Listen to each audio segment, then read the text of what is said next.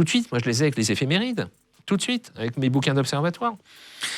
Je vais te demander, je vais te dire des choses. Quel est le signe le plus? Je vais te dire, tiens, quel est le signe le plus dépensier? Tu vas me dire, etc. Si tu veux bien. Ouais. Quel est le signe justement le plus dépensier, qui dépense le plus, qui ne sait pas garder du tout son argent pour lui? Ah, il y en a 2, il y en a 3.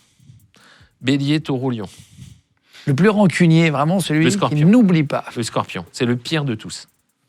Et le Taureau aussi. L'axe Taureau-Scorpion, c'est les plus rancuniers. Ils n'oublient jamais. C'est grave.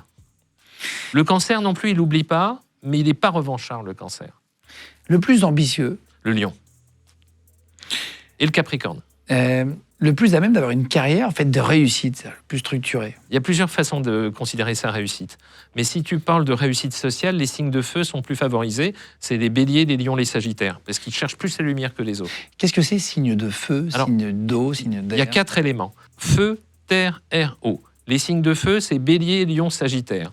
Là, on a besoin d'exister, on consomme de l'énergie, on cherche la lumière, on a besoin d'expansion et de découverte. Ça, c'est le feu, celui qui initialise.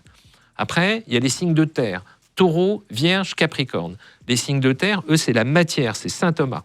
C'est concret.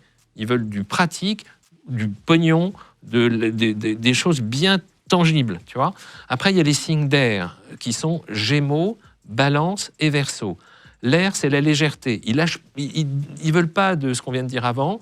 Ils veulent être mobiles, libres, du relationnel, des contacts, de l'échange. Ils ont du mal à vivre tout seuls. Ils ont besoin de relationnel.